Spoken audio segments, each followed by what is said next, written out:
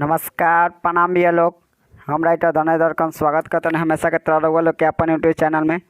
तो हाँ भी आज हम लेके आयल बानी नीलकमल जी के ट्रैक पे जौन करे वो गाना मार्केट में बहुत बवाल मचा होता भैया लोग। जे गाना के बोला लड़का तोहरे के पापा कहता।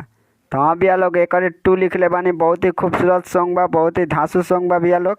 अगर वो अच्छा सिंगर बानी, अच्छा से गाम तो मार्केट में बहुत अच्छा रिस्पॉन्स लिए भैया लोग। तो हाँ भी एक बात और कहल चाहता नहीं, अगर वह सिंगर बानी, सिंगर बनल चाहता नहीं तो हमारे चैनल से जुड़ जाई।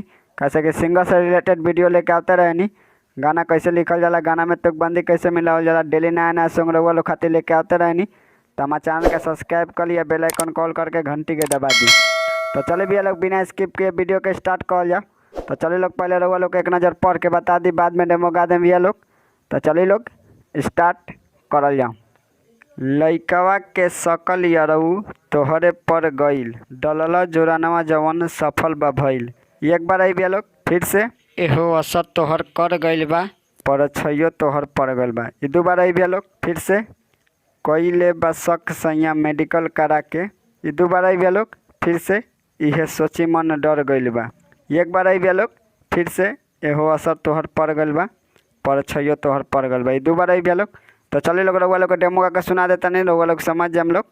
तो चलिए लोग डेमो गा के सुना दे, स्पष्ट हो जाए लोग। तो चलिए लोग स्टार्ट करल जाओ। लइका के सकल यरबू तोहरे पगइल, डलला जोरनवा जवन सफल बा भइल। ये हो असर तोहर कर गइल बा, पर छैयो तोहर पड़ गइल बा। आये हो असर तोहर कर गइल बा, पर छैयो तोहर पड़ गइल बा। कइले बस के सैया मेडिकल करा के, कइले बस के सैया मेडिकल करा के।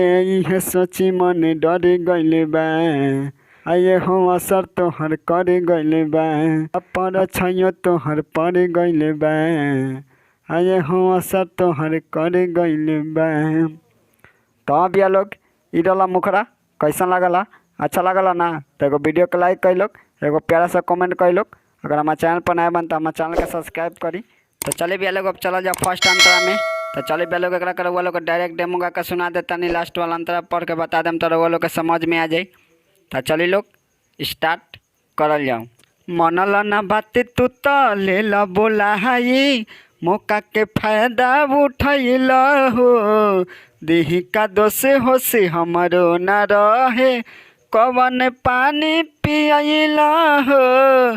मनल ना बात तू तो ले ला बोलाई, मौका के फायदा उठैल हो।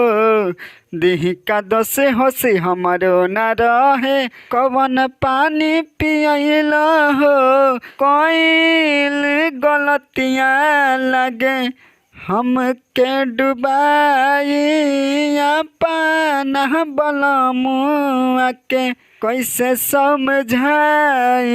कोनो काने ओकर भर गइल बा, आये हो असर तोहर कर गइल बा, पर छैयो तोहर पड़ गइल बा।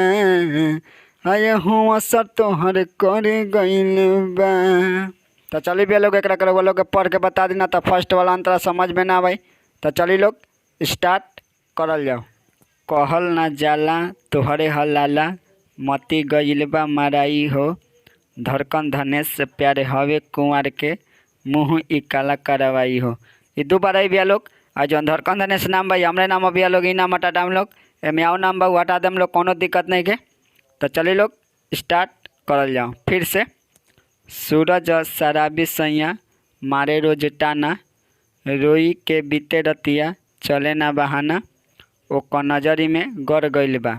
ये तीनों एक बार आई भैया लोग फिर से। एहो असर तोहर कर गइल बा, पर छैयो तोहर पड़ गइल बा। ये दो बार आई भैया लोग। तो चलिए लोग रउआ लोग को डेमो गा के सुना दे, स्पष्ट हो जाए भैया लोग। तो चलिए लोग स्टार्ट करल जाओ।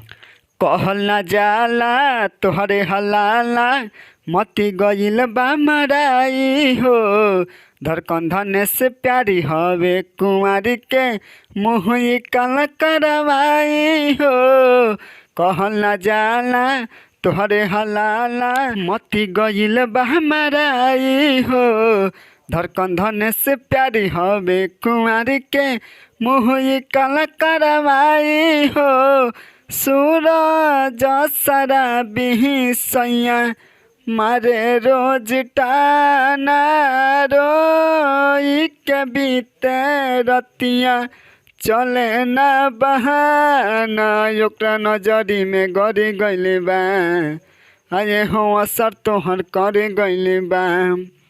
अपन छैयो तोहर पड़े गइले बा आये हो असर तोहर करे गइले बा। तो उम्मीद करता है भैया लोग लोग सॉन्ग अच्छा लगला तो वीडियो को लाइक करी लोग, कमेंट करी लोग, शेयर करी लोग भैया लोग। अगर हमारे चैनल पर नया बन तो हमारे चैनल का सब्सक्राइब करी। तो चलिए मिलल अगले वीडियो में, तब तक बाय, जय हिंद।